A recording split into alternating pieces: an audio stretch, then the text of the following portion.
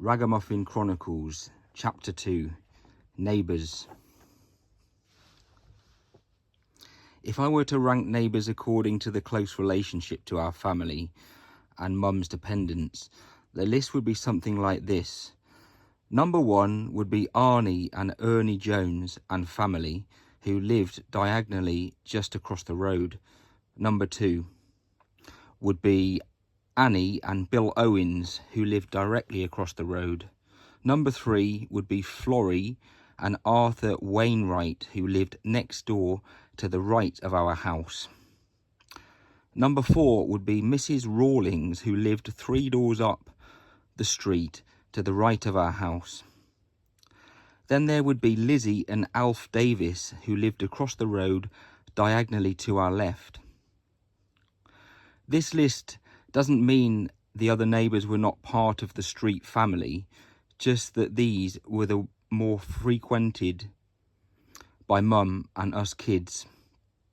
I have fond memories of the Owens family, who like us had little, but were rich in care, love, affection and consideration. Annie and Bill had 5 children. I think the order of their ages were Doreen, the oldest, then Edna, then Joyce, followed by Billy and Raymond. They must have been hard pushed and very cramped to live in a small two-bedroom terraced house. Mrs. Owen kept this lovely happy family in the most untidy mucky house you ever saw. I remember the kitchen had a large wooden table with oodles of dirty milk bottles, unwashed clothes, bags of rubbish and all sorts of other clutter. Behind the kitchen door was a 4-ringed greasy gas stove harbouring a black frying pan and some boiling pans. The sink by the back window was always full of unwashed dishes. The living room housed an old settee facing the black leaded fire range, with a shelf which we called a mantelpiece above. On the mantelpiece were all sorts of odd ornaments, which had tucked behind them old letters, bills, and such like.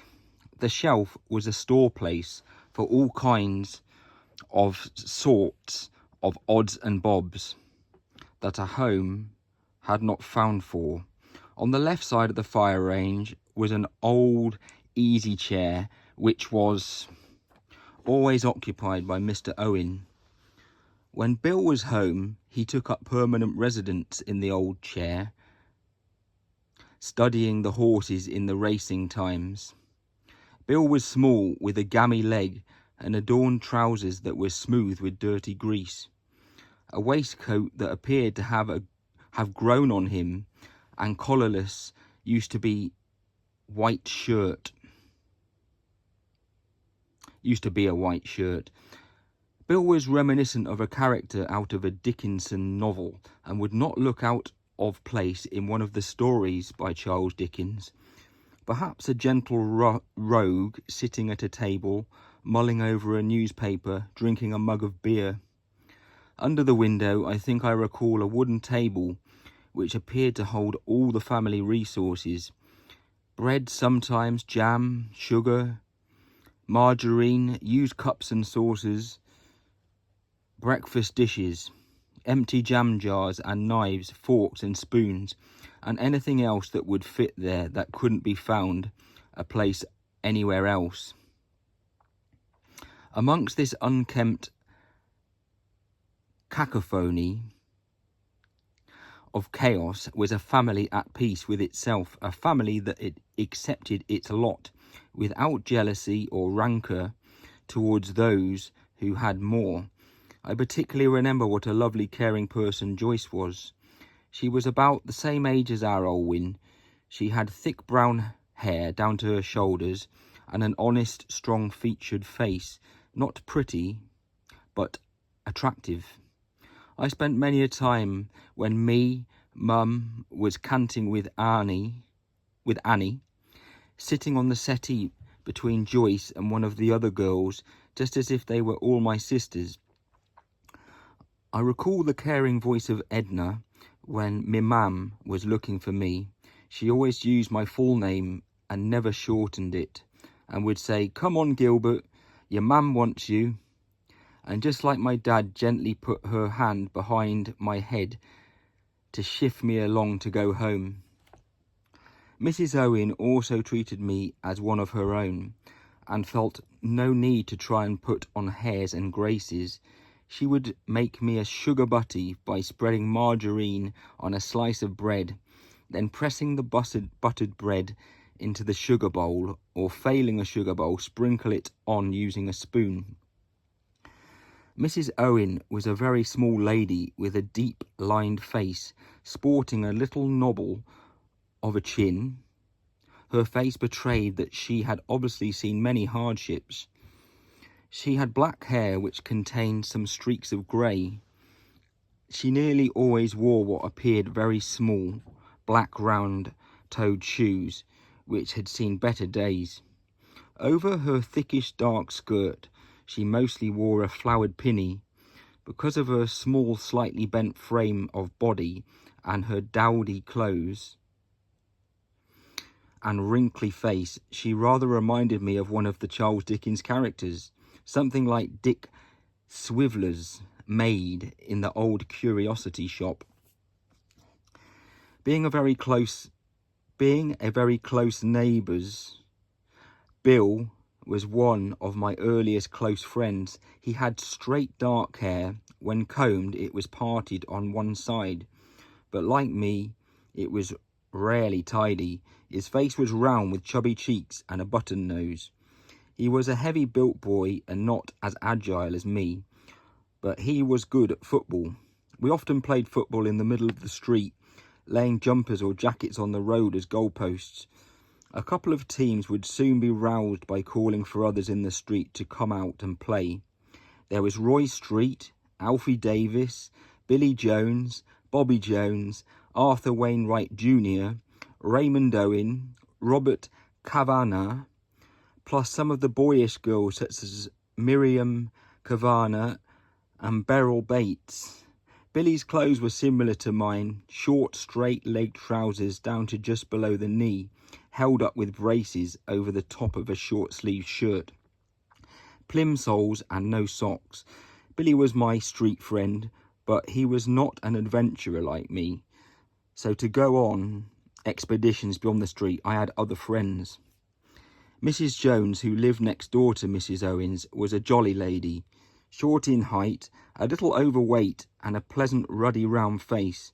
She had dark straight hair, which had never seen a hairdresser cut off just above the nape of the neck. Like the rest of us at this time in the late 50s, she was quite poor but rich in family life. Not only did her 2.5 bedroom house give shelter to her husband and 3 children, but she also had lodgers in the shape of Mr. and Mrs. Mayers. That is 7 people, 3 female and 4 male, sleeping in 2 bedrooms and a small box room. Mrs. Jones, like Mrs. Owens, was another Annie. Her husband's name was Ernie, a thin, weak-looking man with a very thin, fine, fair hair brushed back on his head. They had 3 children, the eldest John, who at about 11 years old was tall and skinny with reddish hair. His face was a bit wooden like Pinocchio's, with a slightly turned-up nose. His demeanour was that of a delicate boy with a weak character who needed constant protecting. Not that he needed protecting against anything. Next was Marjorie. She would be 1 year younger and was a small model of her mum, but with much lighter hair and a very loud voice. Billy was the youngest. There appeared to be an age gap between him and Marjorie, as he was at least 3 years younger than her. The lodgers, Mr. and Mrs. Mayers, were a useful addition to the street community as Bobby. Mr. Mayers busied himself repairing shoes. I'm not sure where he got his leather from to make repairs, but I could sit hours watching him first draw the shape of the shoe being repaired onto the small sheets of leather, then cutting the shape of the sole out with his cobbler's knife. He would then place the shoe onto the cobbler's last and hammer the shoe tacks around the edge. Once the new leather sole had been attached, he would trim all the excess leather from around the edges so the sole was a neat fit.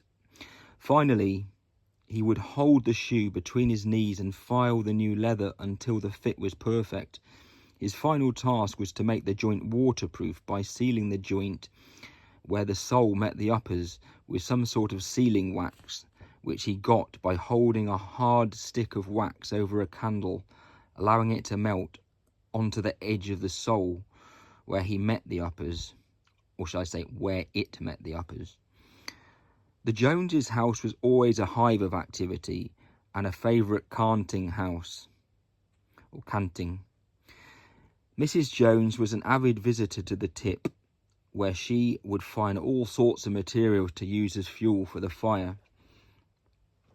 One of her favourites was chunks of pitch, which were in the form of corrugated strips around 2 inches thick, which had been dumped by one of the factories who made corrugated sheets, probably the metal factory Robinson Thanes in Cromwell Road. When the women were canting, my house was filled to bursting point with the fire crackling like hot fat in the deep fryer in a chip shop and black smoke belching up the chimney. Mr. Jones, like Mr. Owen, sitting in his own chair to one side of the fire. My mum sitting on a dining chair by the front window. Me, Billy Owen and Billy Jones lying on the floor in front of the fire. Mr. and Mrs. Mears and Mr. Jones squashed up on a 2-seater settee facing the fire. Mrs. Owen was on a dining chair across the dining table from my mum and Johnny and Marge, milling about between the kitchen and the gossip in the front room. The good thing about these occasions is that cups of tea were always on the go.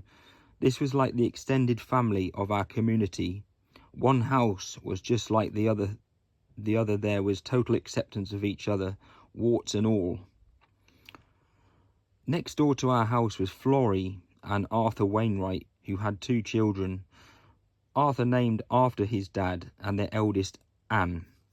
Although they were our nearest neighbours, they weren't as close as the Owenses and Joneses, but like the rest, they could be depended upon to loan a cup of sugar or a knob of margarine or a few slices of bread should the need arise.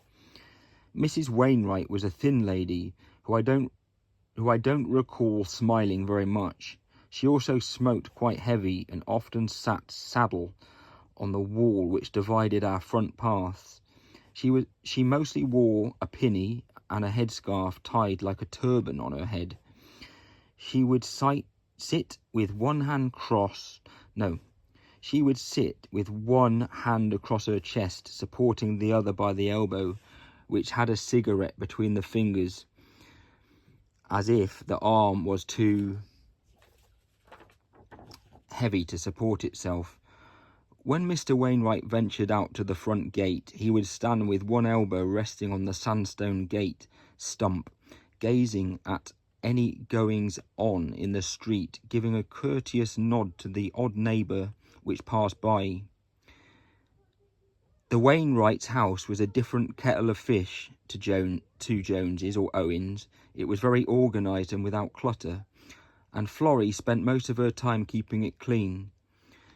Similar with her 2 children, they were mostly kept very tidy, unlike myself and the 2 Billies across the road, who could quite rightly be called ragamuffins. Towards the bottom of the street, on the opposite side of the road from us, was the Davis family. The mother and father was Lizzie and Alf. They had 5 children. The eldest Billy was about 5 years older than me. Then Frankie, who was about 1 year younger than Billy. Then Nellie, who was about a year younger than Frankie.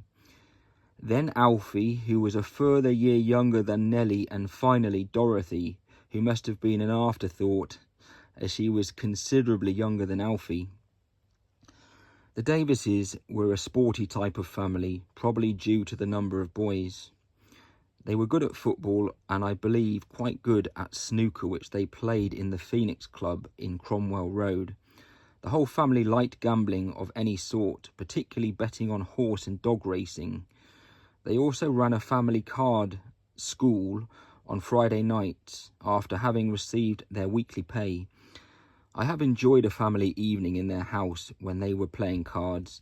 The whole family sat around the table with the fire glowing in the background. Every chair was taken, the stakes were piled up in the middle of the table. Their most popular card game were 3 and 7 card brag, as this allowed the money to pile up with each game that was stalemated. I have seen many pounds in the kitty waiting to be won, which was a lot of money in those days. Sometimes there would be other people who came to play, like one of the cousins, Freddie Davis from the top of Prince's Road, Dennis Pritchard, who was Nellie's boyfriend, who she later married, and occasionally Billy Bates from the top of the street. The card school was always a lively affair.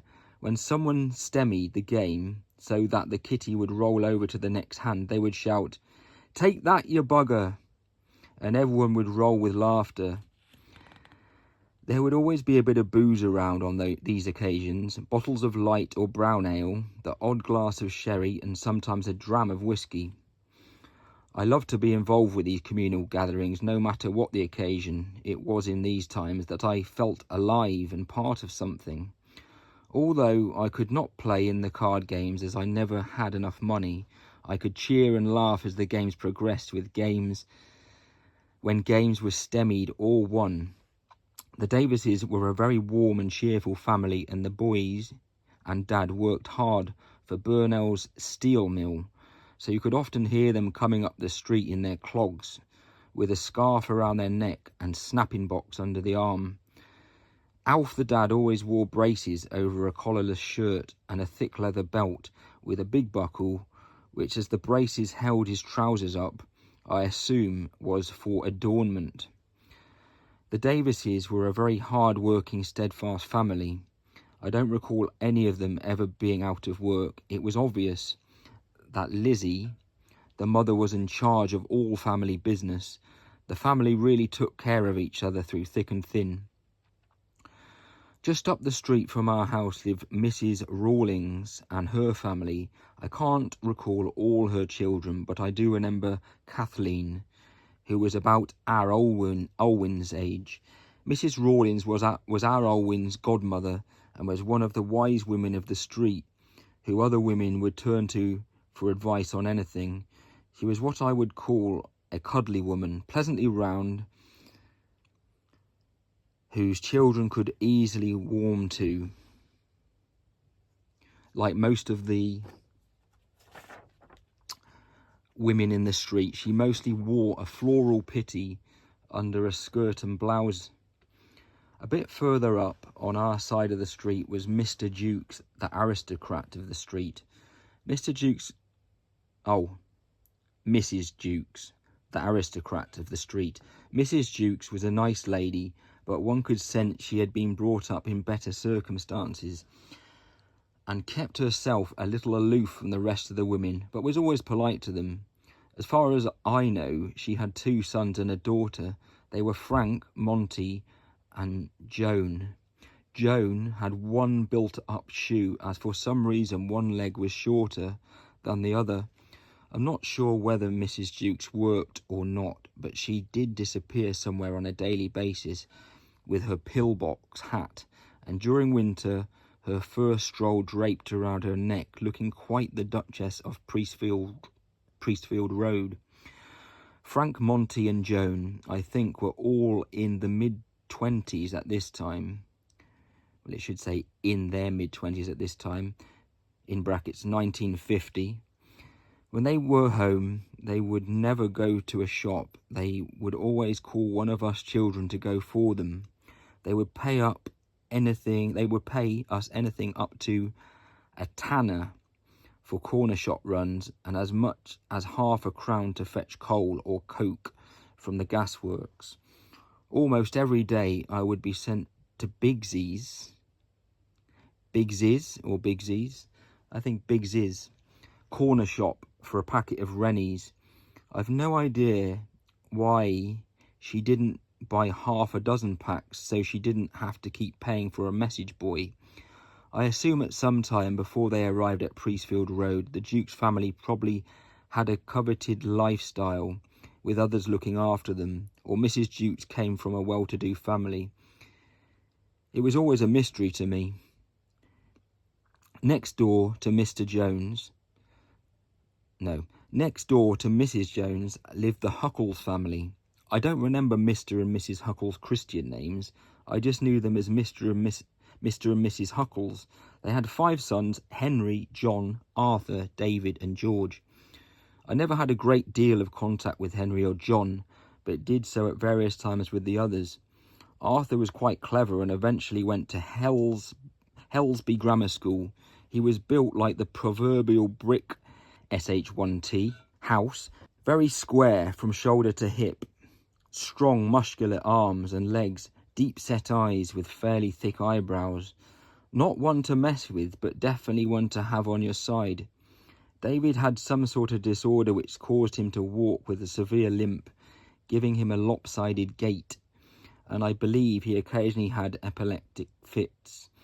Even with his disability, he was a regular member of our street gang and played most games with us. I think George was the youngest. He had light brown wavy hair and was more handsome than the others.